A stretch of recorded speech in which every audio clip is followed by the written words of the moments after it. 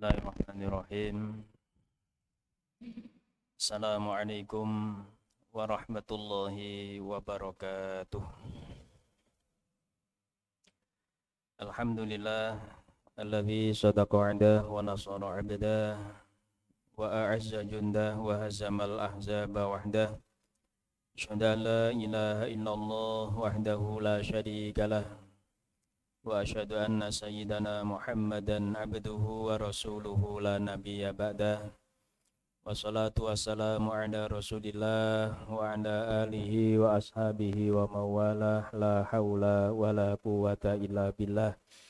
Rabbi shrah li sadri wa yassir li amri wahlul 'uqdatam min lisani yafqahu qawli. Allahumma ya fattahu ya alim iftah qulubana wa qulubal hadirin wal hadirat futuhal arifin birahmatika ya arhamar rahimin. Amma ba'du, para alim, para ulama, para sesepuh binesepuh, hadirin hadirat jamaah salat maghrib dan insyaallah salat isya rahimakumullah.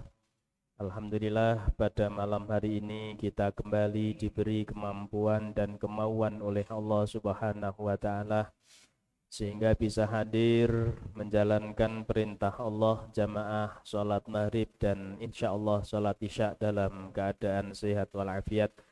Mudah-mudahan salat kita, jamaah kita, ngaji kita dicatat oleh Allah, diterima oleh Allah sebagai amal ibadah kita. Amin ya rabbal alamin. Hadirin hadirat rahimakumullah, mari kita niati ikhlas karena Allah. Kita niat zikir, kita niat thalabul ilmi, kita niat iktikaf. Mudah-mudahan sedikit yang kita pelajari bisa menjadi keterangan yang manfaat barokah untuk kita semua. Amin ya rabbal alamin. Hadirin hadirat rahimakumullah, alhamdulillah kita sekarang sudah masuk tahun 1447 Hijriah. Ini patut kita syukuri, berarti kita masih diberi kesempatan oleh Allah untuk bisa menjalankan ibadah kita. Karena orang itu kalau sudah meninggal, idza mata ibnu adama inqata'a amaluhu. Orang itu kalau sudah meninggal ya sudah selesai, dia tidak bisa menambah amal kebaikannya, tidak bisa menambah pahalanya. Illa min thalathin, kecuali 3, shadaqatin jariyatin, ilmin yuntafa'u, shadaqah jariyah, kemudian ilmu yang manfaat, waladin sholihin yad'ulah, yang ketiga anak-anak yang soleh solihah. Nah, kalau kita hadirin hadirat sudah dipanggil oleh Allah ya selesai. Tapi alhamdulillah sekali lagi kita masih diberi kesempatan oleh Allah untuk bisa ketemu tahun 1447 Hijriah. Nah, kaitannya dengan ini hadirin hadirat, Allah Subhanahu wa Ta'ala mengingatkan kita dalam surah Al-Hasyr ayat 18. Ayat ini sering kita dengar. Ya ayyuhalladzina amanu taqullaha wal tanzur nafsum ma qaddamat lighad. Wahai orang-orang yang beriman, ittaqullah, bertakwalah kalian kepada Allah, wal tanzur nafsum ma qaddamat lighadin. Hendaklah di antara kita ini melihat masa lalu, lighadin, demi masa depan. Ketika kita masuk tahun baru seperti ini, Islam mengajarkan kita mengevaluasi bagaimana tahun kemarin untuk kebaikan tahun depan dan tahun-tahun selanjutnya. Jadi bukan melihat masa lalu dalam rangka mengingat-ingat saja, bukan sekedar nostalgia masa lalu saja, tetapi bagaimana pengalaman kita masa lalu itu betul-betul kita jadikan sebagai pelajaran untuk masa depan kita. Nah, oleh karena itu hadirin, Di dalam tafsir Al-Maraghi dijelaskan di sini faf'alu ma bihi umiro. Kita diperintahkan oleh Allah untuk bertakwa kepada Allah. Ini maksudnya adalah faf'alu ma bihi umiro. Lakukan apa yang diperintahkan oleh Allah. Watruku ma'anhu nuhiya wa zujiro, dan tinggalkan apa yang dilarang oleh Allah. Ya, bahasa kita sering menerjemahkan takwa itu menjalankan perintah, meninggalkan larangan. Ini kelihatannya sederhana, tapi sulit kita lakukan. Selama ini kita sering memaknai takwa itu ya melakukan perintah, menjauhi larangan. Ngomong tok gampang, tapi lakonane sing angel. Berat melakukan ini. Maka jangan heran di antara rukun khutbah itu ya pesan takwa. Ya. Khutbah Jumat itu kalau tidak ada pesan takwa, khutbahnya tidak sah. Panjenengan amati itu, panjenengan pirsani. Orang khutbah Jumat itu mesti ada pesan takwa. Kenapa? Karena memang saking pentingnya takwa. Dan yang kedua, kita ini kalau tidak sering diingatkan, sering lupa. Jadi jangan terus ketika ada khotib itu bertakwalah kita kepada Allah terus bolak-balik kok takwa. Memang itu yang harus kita lakukan, Pak. Ya. Makanya tadi saya bilang takwa itu ngomongnya gampang tapi lakonane gak gampang. Marilah kita bertakwa kepada Allah, gampang, Pak. Ngomong gitu toh. Atau kita ngomong saya sudah bertakwa, gampang. Tapi apakah kita sudah menjalankan semua perintah Allah? Nah, ini masih pertanyaan. Apakah kita sudah meninggalkan semua yang dilarang oleh Allah? Itu juga pertanyaan. Makanya Allah berpesan dalam surah Al-Hasyr ini, ittaqullah, lakukan yang diperintahkan oleh Allah dan tinggalkan apa yang dilarang oleh Allah. Yang kedua dalam surah Al-Hasyr ini, wal tangdur nafsum ma qaddamat ligotin. Kita masuk tahun baru begini diminta untuk mengevaluasi dalam rangka agar tahun ini kita lebih baik daripada tahun kemarin. Ya. Ada sebuah makalah hadirin hadirat. Mangkana yaumuhu ka'amsihi fahuwa mahbunun. Wa man kana yaumuhu syarran min amsihi fahuwa mal'unun. Barang siapa yang hari ini sama dengan hari kemarin, yang tahun ini sama dengan tahun kemarin, fahuwa mahbunun, itu orang yang tertipu. Ya. Loh, kenapa kok tertipu? Ya karena dia sama, tidak ada tambahan kebaikan sama sekali, sementara jatah hidup dia berkurang. Ya kan berarti tertipu itu, Pak. Ya. Jadi umpama ngeten, kita dijatah hidup 80 tahun oleh Allah. Ketika masuk tahun begini, tahun baru begini, berarti kan jatah umur kita ini berkurang. Jatah hidup, bukan umur angka. Kalau angkanya mungkin tambah, Pak. Tapi jatah hidup kita berkurang. Loh, kok jatah hidupnya berkurang sementara amalnya sama? Ini cara bisnis kan berarti ya tidak sampai BEP gitu kan. Jadi tidak ada tambahan sama sekali, Pak. Ya rugi kalau bahasa kita, ya rugi. Kita umpama sudah keluar modal 1 juta, kita putar selama 2 bulan, kok ternyata hasilnya tetap hanya 1 juta, sama, ya berarti kan mahbunun itu, orang yang tertipu, rugi berarti. Ya. Nah yang kedua, wa man kana yaumuhu syarron min amsi fa huwa mal'unun. Ada yang lebih parah lagi, kok hari ini lebih jelek daripada hari kemarin. Tahun ini kok lebih jelek daripada tahun kemarin, fahuwa mal'unun, maka itu orang yang terlaknat.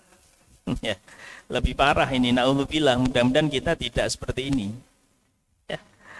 Maka mari Bapak Ibu, tidak ada pilihan lain bagi kita, bagi panjenengan termasuk bagi saya juga, tidak ada pilihan lain kecuali hari ini harus lebih baik daripada hari kemarin. Tahun ini harus lebih baik daripada tahun kemarin. Monggo kita bisa mengukur diri kita masing-masing, Pak. Jadi sebelum kita mengukur orang lain, kita ukur diri kita. Ya ngapunten, kita ini kan kadang-kadang sering ngukur orang lain daripada ngukur dirinya. Sering membaca orang lain daripada membaca dirinya. Padahal mestinya yang ideal itu ya mari kita ukur diri kita sebelum mengukur orang lain. Kita baca diri kita sebelum kita baca orang lain. Sehingga banyak orang yang memaknai ayat Iqra bismi rabbikal ladzi khalaq khalaqal insana min 'alaq. Bacalah atas nama Tuhanmu. Khalaqal insana min 'alaq, yang menciptakan manusia. Manusia berarti ini kalau dalam bahasa yang lain, baca dirimu. Baca dirimu. Kenali dirimu sebelum kita mengenali orang lain. Kenali diri kita. Ada sebuah makalah, man arrofa nafsahu faqad arrofa rabbahu. Barang siapa yang mengenali dirinya, maka sungguh dia akan mengenali Tuhannya. Barang siapa yang mengetahui dirinya, maka dia akan mengetahui Tuhannya. Ini maksudnya apa, hadirin hadirat? Ya kalau kita mau membaca diri kita, Pak, apa nikmat-nikmat yang ada dalam diri kita ini begitu luar biasa, maka kita akan mengakui betapa Allah itu sayang, ya, Rahman Rahimnya kepada kita itu luar biasa. Maka hadirin hadirat, mari sekali lagi kita baca diri kita. Apakah hari ini kita lebih baik daripada hari kemarin? Sederhana sekali lagi, walaupun mungkin kalau bicara secara kualitas kita susah mengukur, tapi secara kuantitas lah, sederhananya ngiten. Kok tahun kemarin kita ini nggak begitu semangat jamaah, kok sekarang kita semangat jamaah, berarti kita ini termasuk orang yang beruntung. Tapi sebaliknya, tahun kemarin jamaah kita ya paling-paling hanya maghrib dan isya umpama. Selain itu nggak pernah jamaah. Tahun ini juga sama, jamaahnya hanya maghrib dan isya, ya berarti kita maghbunun, kita orang tertipu. Tambah umure kok tetap sama dengan sebelumnya. Kalau kita nggak bisa ngukur per tahun gitu ya sederhananya begini, kalau dulu saya umur 30 tahun ngaji Qur'annya bagaimana? Sekarang 40 tahun ngaji Qur'annya bagaimana? Umur 50 tahun ngaji Qur'annya bagaimana? Kok ada orang yang cerita, aku biyen iku ngaji ku srewegep mama. Kapan? Biyen. Lah saiki waktune angel. Berarti dia bukan orang beruntung, Pak, seperti itu. Ya. Tapi kalau ada orang yang cerita, dulu saya itu Masya Allah mau males ngaji, gak tahu ngaji, gak tahu jamaah. Saiki sekarang alhamdulillah rajin ngaji, rajin jamaah. Oh berarti dia orang baik, Pak. Atau ngukur diri kita lah. Dulu ngaji Qur'annya mungkin hanya 1 ayat per hari. Tapi ternyata sekarang bisa 2 ayat, bisa 3 ayat, 4 ayat. Berarti kita termasuk orang yang baik. Semakin tambah umurnya, kita semakin tambah kebaikannya. Itulah ciri orang yang baik menurut Rasulullah. Rasulullah itu pernah suatu hari ditanya oleh sahabat, ya Rasulullah, siapa orang yang baik itu? Siapa orang yang baik itu? Rasulullah menjawab, orang yang baik adalah man tala umruhu wa hasuna amaluhu. Orang yang baik adalah orang yang panjang umurnya sekaligus banyak kebaikannya. Tambah umurnya, tambah kebaikannya. Tahun kemarin nggak begitu banyak kita ngaji Quran, tahun ini kok banyak ngaji Quran, itulah orang baik. Tahun sebelumnya kita tidak begitu rajin jamaah, sekarang kok jadi rajin jamaah, oh berarti itu orang baik. Tahun kemarin kita jarang sekali ikut ngaji, kajian Islam dan lain sebagainya yang positif-positif itu, kok sekarang kita rajin ikut kajian Islam, maka berarti kita termasuk orang baik. Kemudian Rasulullah ditanya lagi, kalau begitu ayunna si syarrun, siapa orang yang jelek itu ya Rasul? Rasulullah menjawab, orang yang jelek adalah man tala umruhu wa sa'a amaluhu. Orang yang jelek itu tambah umurnya, tambah kejelekannya. Nah, maka sekali lagi hadirin, momen tahun baru ini, ya tahun baru Hijriyah ini, mari kita jadikan sebagai motivasi diri agar kita semakin baik ke depannya. Apa di antaranya? Nah, di antaranya adalah kita berhijrah. Berhijrah dari sesuatu yang tidak baik menuju yang baik. Hijrah itu dalam hadis yang disampaikan oleh Imam Ghazali di dalam kitab Bidayatul Hidayah. Al-muhajiru man hajarassu. Orang yang hijrah itu adalah orang yang hijrah dari kejelekan menuju kebaikan. Itulah orang yang hijrah. Nah, momen 1 Muharram itu adalah momen hijrah kita dari kejelekan menuju kebaikan. Walaupun sebenarnya hijrah itu tidak harus nunggu 1 Muharram. Jadi ngapunten, jangan salah paham. Mau hijrah dari kejelekan saja nunggu 1 Muharram. Enggak. Ya. Tapi memang kita ini butuh momen, Pak. Jadi ngapunten, kita ini kan butuh penyemangat. Ya. Penyemangat untuk melakukan kebaikan. Dan untuk memberikan semangat, itu kadang-kadang kita butuh momen tertentu. Ya. Tidak apa-apa. Tapi jangan diyakini berarti harus pada tanggal itu. 1 Muharram itu memang dimulai dari awal ketika Rasulullah hijrah. Ya. Sehingga salah satu hal yang bisa kita jadikan pelajaran dalam momen 1 Muharram adalah hijrah dari kejelekan menuju kebaikan. Tapi bukan berarti hijrah dari kejelekan menuju kebaikan itu harus nunggu 1 Muharram. Mau tanggal berapapun silahkan. Dan harus. Mau tanggal 1 Januari monggo, mau tanggal 1 April monggo, kapanpun kita hijrah dari kejelekan menuju kebaikan.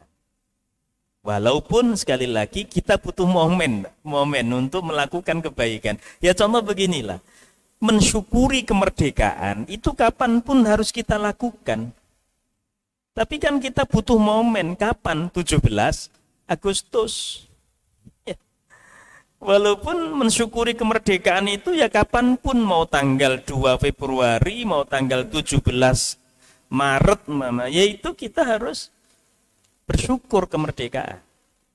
Tapi sekali lagi kita butuh momen. Ya sama dengan ulang tahun itu loh Bapak Ibu. Kita ini kan kalau ulang tahun itu syukuran kadang-kadang kan, atau mungkin ngundang teman-temannya untuk makan bersama, atau mungkin anaknya ulang tahun dibelikan kue. Loh, apa berarti belikan kue harus ulang tahun? Tidak harus. Apakah mensyukuri kesehatan harus ketika ulang tahun? Tidak harus. Kapanpun kita belikan kue anak kita, bagus. Kapanpun kita mensyukuri kesehatan kita, bagus. Tapi sekali lagi kita butuh momen. Oh, momen anak ulang tahun belikan kue. Ya, itu yang dilakukan oleh orang dulu, Pak. Orang dulu itu kenapa kok punya hari-hari tertentu itu ya karena nyari momen. Ya, weton kadang-kadang begitu kan, Pak. Oh, lahirnya anakku iki Senin Pon, Pak. Senin Pon. Tak bancai jajan pasar. Biasanya begitu, Pak. Bancaan jajan pasar itu nyari momen saja. Apa berarti bancaan jajan pasar harus ketika Senin Pon? Ya enggak harus, mau kapan pun silahkan. Tapi momennya pas itu lahirnya. Bagi mereka yang nggak kenal pasaran, ya nggak ngerti Pak. Pon wage kliwon nggak ngerti Pak. Saya nggak tahu kalau di luar Jawa bagaimana ya. Ini kan biasanya pasaran orang Jawa itu kan pon wage kliwon legi paing. Lah itu nyari momen saja. Memberikan motivasi pada kita. Sama dengan budaya-budaya yang lain itu juga momen bagaimana kita ini termotivasi untuk melakukan kebaikan. Yang ngapunten sama dengan saudara-saudara kita yang mungkin mendoakan orang tua nunggu haul, nunggu setahun ya. Itu nyari momen. Bukan berarti mendoakan orang tua hanya setahun sekali ya, tidak. Setiap saat kita mendoakan orang tua harus itu. Tapi ada momen tertentu yang memotivasi kita untuk semakin mendoakan orang tua kita. Nah, sama dengan 1 Muharram kemarin, ini adalah momentum yang mengajarkan dan memotivasi kita untuk hijrah dari kejelekan menuju kebaikan. Nah, hadirin hadirat, kalau dari kejelekan menuju kebaikan, itu lebih sulit daripada memang sejak awal dia baik terus. Saya mengutip dari ngendikannya Imam Ghazali di dalam Hidayatul Hidayah ini. Wa tarkul manahi wal asyaddu fa inna ta'ati yaqdiru 'alaiha kullu ahadin.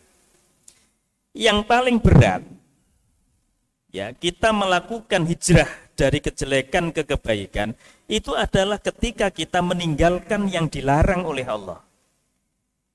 Itu berat. Berbeda ketika kita menjalankan ketaatan. Kalau bahasa saya, menjalankan perintah Allah itu lebih mudah daripada meninggalkan yang dilarang oleh Allah. Wa tarkul manahi wal asyad. Meninggalkan yang dilarang oleh Allah itu lebih berat. Karena semua orang kalau menjalankan ketaatan dan dia biasa menjalankan ketaatan, itu gampang. Tapi wa tarku syahwat la yaqdiru 'alaiha illa siddiqun. Tapi meninggalkan yang dilarang itu tidak bisa dilakukan semua orang kecuali orang itu betul-betul punya niat yang kuat dalam meninggalkan kejelekan. Contoh ngeten Pak, contoh ngeten, ini sederhana. Ketika saya dilarang merokok, gampang Pak. Wong saya nggak ngerokok. Gitu. Mas aja ngerokok Mas, gampang, gak apa-apa, gak ngerokok, wong saya nggak rokok. Tapi bagi mereka yang biasa ngerokok, dilarang ngerokok, nggak gampang. Sehingga mungkin butuh tahapan untuk meninggalkan yang dilarang itu. Butuh tahapan. Maka jangan heran hadirin hadirat, di dalam Islam ketika melarang sesuatu yang sudah biasa dilakukan oleh masyarakat, itu dilakukan dengan cara tahapan. Tidak terus otomatis langsung haram gitu, tidak. Tapi ada tahapan-tahapannya. Contoh ketika Allah melarang khamr, minuman keras itu haram. Itu tidak langsung diharamkan, tapi ada tahapan. Kenapa? Karena zaman dulu orang itu biasa minum minuman keras, minum khamr. Nah, karena biasa, tidak gampang. Asalnya bahwa di dalam minuman keras itu ada manfaatnya, ada dosanya. Tapi dosanya lebih besar daripada manfaatnya. Yas'alunaka 'anil khamri wal maisir qul fihima itsmun kabirun wa manafi'un linnas. Wa itsmuha akbaru min naf'iha. Ketika mereka bertanya kepadamu Muhammad tentang khamr, katakan di dalam khamr itu memang ada manfaatnya dan ada dosanya, tapi dosanya lebih besar daripada manfaatnya. Loh kan tidak ada larangan yang tegas ini Pak. Belum ada larangan khamr yang tegas bahwa khamr itu haram, tidak. Hanya dikatakan khamr itu mandorotnya lebih besar daripada manfaatnya, hanya itu. Terus ada lagi ayat la taqrabus shalah wa antum sukaro.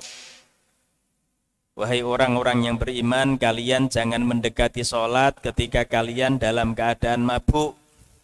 Nah, berarti kan kalau nggak sholat kan boleh mabuk berarti.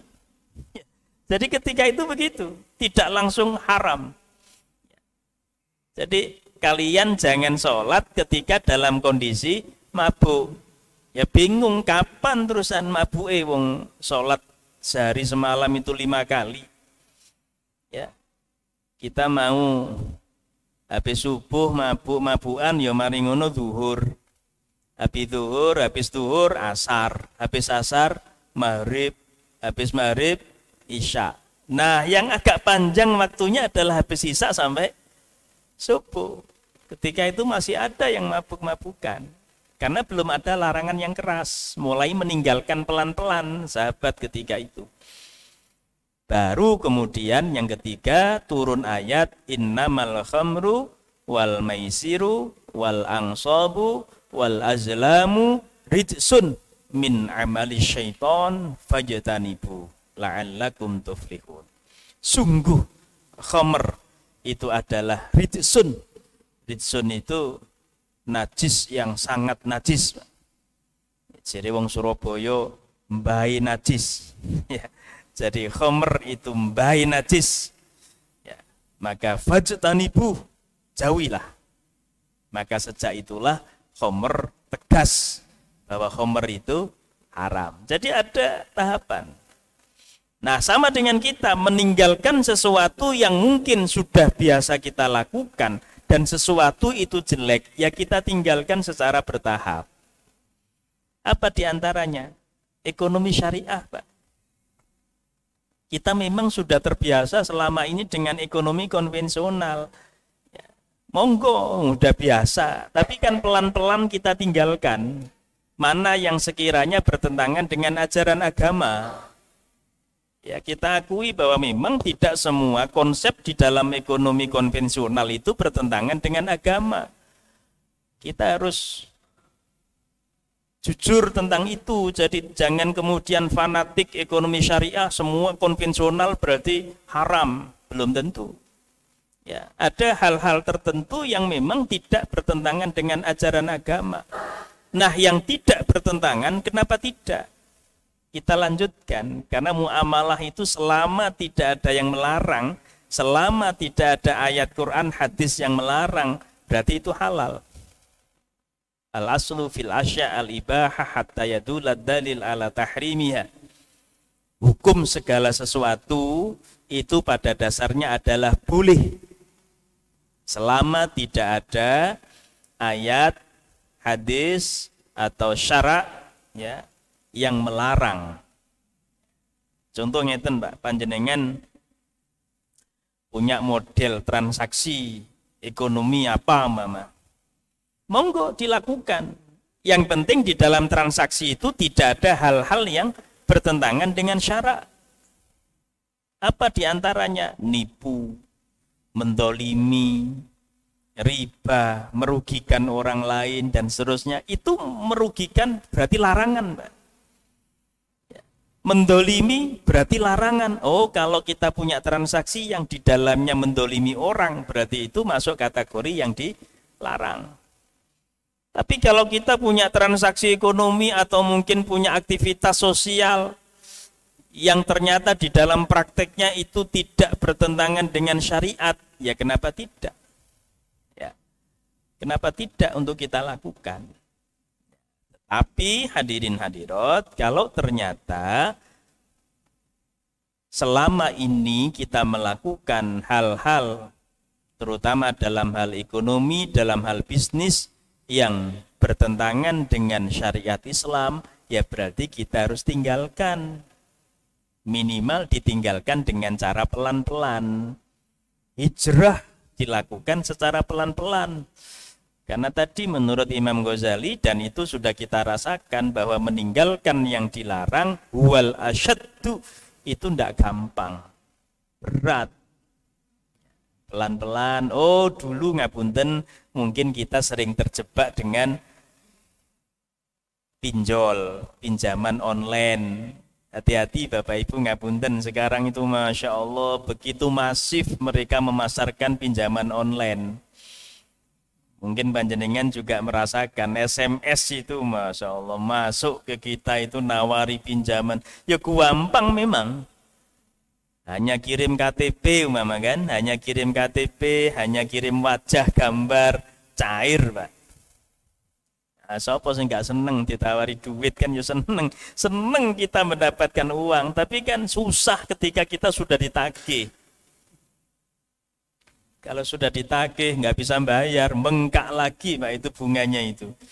Ya, ada arfan mudha'afah kalau dalam Quran itu betul-betul ya bunganya itu tikel-tikelan apa itu tambah terus ya. Itu yang jelas dilarang dalam Quran itu.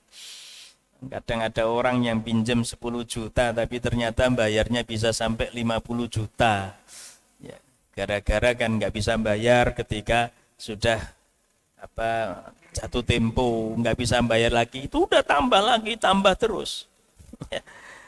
Dan ternyata data yang ada itu Bapak Ibu yang melakukan pinjaman online itu kebanyakan adalah anak-anak muda ya, anak-anak mahasiswa yang muda-muda begitu ya, mereka gampang butuh laptop mama ya, dalam rangka untuk mode, dalam rangka gengsi, punya handphonenya sudah bagus tapi karena pengen yang lebih bagus lagi, karena dalam rangka gengsinya, dalam rangka pergaulannya bisa lebih terhormat dan lain sebagainya, akhirnya mereka ya itu Pak, karena mendapatkan tawaran itu akhirnya gampang ya. Maka sekali lagi hadirin hadirat, pinjaman online yang mungkin dulu kita sempat bersentuhan dengan itu, ini momen hijrah ya, hijrah menuju ekonomi syariah ya. Pinjaman online tidak semuanya jelek Pak, tidak semuanya jelek, ada juga yang baik. Tapi harus kita pahami bahwa di dalam ekonomi syariah, istilah pinjaman itu hanya qardul hasan. Jadi qardul hasan itu pinjaman yang baik, kok pinjam 1 juta, baliknya hanya 1 juta. Pinjam 2 juta, baliknya juga 2 juta. Cuman kalau seperti itu terus untungnya apa? Ya. Umpama panjenengan minjemi saya 1 juta, saya balik 1 juta, panjenengan enggak untung. Ya memang pinjaman itu tidak dalam rangka profit oriented, tapi lebih kepada social oriented, lebih kepada ini adalah tugas tanggung jawab sosial kita. Maka pinjaman itu biasanya lebih kepada untuk kebutuhan pokok. Loh Ustadz, kalau bagaimana kalau saya pengen untung ngasih pinjaman ke dia, saya pengen untung, berarti nggak boleh dong? Boleh. Tapi itu bukan pinjaman, tapi pembiayaan. Panjenengan punya uang, diberikan kepada saya agar saya putar. Bukan saya makan, bukan untuk kebutuhan makan, bukan untuk kebutuhan pokok, tapi panjenengan memberikan modal ke saya untuk kita putar. Ini bukan pinjaman. Tapi itu pembiayaan panjenengan, sahibul mal sebagai pemilik modal, saya sebagai mudharib. Ya, saya jalankan usaha itu dengan modal dari panjenengan, usahanya hasil, dapat untung, untungnya dibagi berdua. Nah, panjenengan dapat untung, ngasih uang ke saya 1 juta, umpama 2 bulan kemudian 1.500.000, ada tambahan 500. Nah, tambahan seperti ini bukan bunga. Ya. Memang kalau dilihat dari sisi proses yang akhir, ya sama-sama ada tambahan. Makanya ngapunten, orang yang nggak ngerti ekonomi syariah itu seolah-olah ekonomi syariah dengan ekonomi konvensional itu sama. Karena sama-sama ada tambahannya. Tapi tidak melihat prosesnya, Pak. Kita umpama nyimpen uang di bank konvensional, bulan depan ada tambahannya. Kita nyimpen di bank syariah, bulan depan juga ada tambahannya. Kalau hanya melihat tambahannya saja, seolah-olah sama. Makanya banyak orang yang menyimpulkan ternyata sama bank syariah dan konvensional. Itu karena dilihat dari akhirnya saja. Mereka tidak melihat prosesnya bagaimana. Proses tambahan itulah yang membedakan. Sehingga Islam itu tidak hanya melihat hasil tapi melihat proses. Bahkan kadang-kadang proses itu jauh lebih penting daripada hasil. Nah, sebagian kita enggak, kebalik. Kadang kita ini lebih mementingkan hasil daripada proses. Panjenengan kerja, dapat uang 5 juta. Terus ada teman panjenengan mencuri, dapat uang 5 juta. Sama-sama dapat 5 juta. Kita dapat 5 juta, teman kita juga dapat 5 juta. Tapi kalau satunya kerja, satunya mencuri, ini bicara proses. Bicara proses. Nah, sama di dalam ekonomi syariah juga begitu. Mungkin kalau dilihat secara hasil akhir mungkin kelihatannya sama. Tetapi proses untuk menuju hasil itulah yang berbeda. Nah, dengan proses yang berbeda itu bisa ya mendapatkan hukum yang berbeda. Halal haram itu bicara proses juga, bukan hanya bicara hasil. Contoh, kalau kita bicara halal haram ya.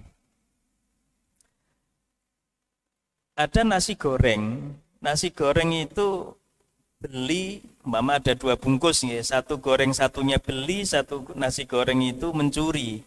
Ini rasanya sama. Rasanya sama di tempat yang sama kok. Umpama panjenengan beli nasi goreng 2 bungkus tapi bayarnya cuma 1 bungkus umpama. Berarti kan satunya beli, satunya mencuri. Itu dibawa pulang, rasanya sama. Tapi hukumnya bisa berbeda. Kenapa? Karena satunya prosesnya mencuri, satunya prosesnya membeli. Nah, inilah diantara hal yang harus kita pahami. Maka hadirin hadirat, kita harus hijrah dari kejelekan menuju kebaikan. Hijrah menuju ke ekonomi syariah. Kenapa? Karena ekonomi syariah itulah ekonomi ketuhanan. Entah panjenengan mau namai ekonomi syariah atau enggak ada embel-embelnya syariah, yang penting mengikuti aturan ketuhanan kemanusiaan, maka itulah yang namanya ekonomi syariah. Jadi ngapunten, jangan hanya kita bicara nama tapi prakteknya tidak. Walaupun namanya baik tapi kalau prakteknya jelek, yaitu berarti jelek, Pak. Walaupun namanya itu enggak ada yang baik tapi ternyata prakteknya itu baik, ya berarti itu baik. Contoh, ada orang yang namanya, nama saya Khairul Anwar ya. Sebaik-baiknya sinar cahaya.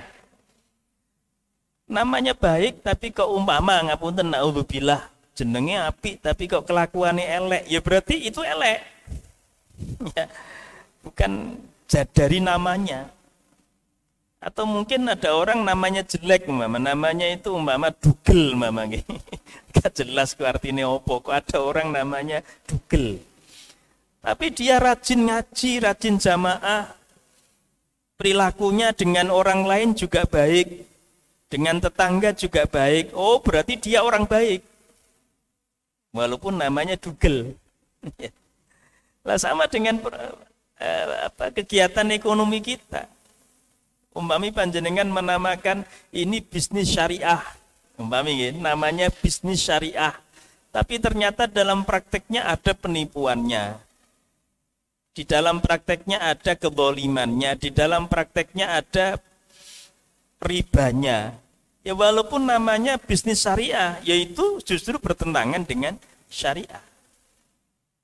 Atau sebaliknya, selama ini panjenengan tidak pernah menamakan syariah, ya bisnis gitu saja, tidak ada embel-embelnya syariah, tapi dalam prakteknya ternyata tidak ada penipuan, justru yang ada adalah kebaikan di dalamnya, yang ada justru mengajarkan masyarakat untuk lebih dekat kepada Allah. Maka tanpa ragu kita harus menyimpulkan itulah bisnis syariah, itulah ekonomi syariah. Ya memang, ngapunten, yang ideal memang namanya syariah, prosesnya, prakteknya juga syariah. Yang ideal begitu. Tapi kalau disuruh milih, milih mana namanya syariah, prakteknya tidak syariah, atau namanya tidak syariah tapi prakteknya syariah, ya kita milih yang prakteknya syariah walaupun namanya tidak syariah. Nah, hadirin hadirat rahimakumullah, kalau kita merujuk pada surah Al-Hasyr tadi itu, surah Al-Hasyr ayat 18 tadi, karena disuruh melihat masa lalu demi masa depan, ini kan dalam rangka hijrah. Dan hijrah itu ternyata ya ketakwaan tadi, Pak. Ittaqullah wal tangdur nafsum ma qaddamat lighad wattaqullah, ditambahi wattaqullah lagi. Ya, luar biasa ini. Jadi 2 kali Allah ngendikan dalam surah Al-Hasyr itu dalam rangka hijrah tadi itu. Pertama disuruh takwa, yang kedua disuruh takwa lagi. Ini maknanya apa? Oh, berarti memang hijrah yang baik itu bagaimana meningkatkan ketakwaan kita kepada Allah. Berat memang, tapi harus kita lakukan. Dan ngapunten, jangan nunggu nanti, tapi memang harus mulai dari sekarang. Wong namanya kebaikan. Kita tidak bisa kemudian, oh nanti saja. Kalau sudah nanti saja, ini nggak jelas, Pak. Kita kan sering begitu, sama dengan sholat itu Bapak Ibu. Kadang kita zuhur, jam 1 belum zuhur. Mikir kita, oh nanti saja, wong ya asarnya kan jam 3 kurang seperempat umpama kan. Sekarang masih jam 1, masih banyak kesempatan. Iya, hitungan kita masih banyak kesempatan. Tapi siapa yang tahu? Kita tidak ngerti. 1 detik lagi kita ini bagaimana? Kita nggak tahu sekian menit lagi kita bagaimana. Maka kita mulai dari sekarang, walaupun dengan cara pelan-pelan, dengan cara bertahap. Riba juga begitu Bapak Ibu. Riba itu dilarang oleh Allah dengan cara bertahap. Ya. Asalnya tidak langsung haram gitu, tidak. Ini contohnya, dimulai dari surah Ar-Rum, bahwa wa ma ataitum mir riba liyarbu wa fi amwalin nas wala yarbu indallah. Orang yang melakukan riba itu memang kelihatannya dapat uang, tapi dalam pandangan Allah itu enggak bertambah. Hanya kalimat berita saja. Hanya kalimat berita bahwa riba itu dalam pandangan Allah itu justru tidak menambah kekayaan. Kemudian ada surah An-Nisa 160 161 ini, ya bahwa wa akhdimur riba wa qadnuhu, mereka melakukan riba padahal dilarang. Ini cerita tentang hadu, ya alladzina hadu, orang Yahudi. Ya, jadi mereka ngambil riba padahal riba itu dilarang. Masih belum tegas, Pak. Kalau riba itu dilarang untuk kita, hanya menceritakan itu loh dulu orang Yahudi melakukan riba padahal mereka dilarang. Kemudian baru pada ayat surah Ali Imran 130 131 ini masih bertahap juga, la ta'kulu riba ad'afan mudha'afa. Kita tidak boleh melakukan riba yang berlipat ganda. Ini ada yang maknai, oh berarti kalau riba itu sedikit kan berarti enggak apa-apa itu kan. Ini masih bertahap. Baru kemudian Al-Baqarah 275 ini tegas, ya. Wa innamal bai'u mithlu riba wa ahallallahu al-bai'a wa harramar riba. Tegas Al-Baqarah 275 bahwa riba itu diharamkan. Bertahap. Maka hijrah kita untuk menuju ekonomi syariah juga bisa kita lakukan secara bertahap. Saya kira begitu, hadirin hadirat. Mohon maaf ini tidak ada dialog ini. Insya Allah kapan-kapan kita tambah dialog. Mudah-mudahan manfaat barokah untuk kita semua. Mohon maaf kalau ada kurangnya. Ihdinas siratal mustaqim. Ana qadi wa sami wallahul hadi. Assalamualaikum warahmatullahi wabarakatuh.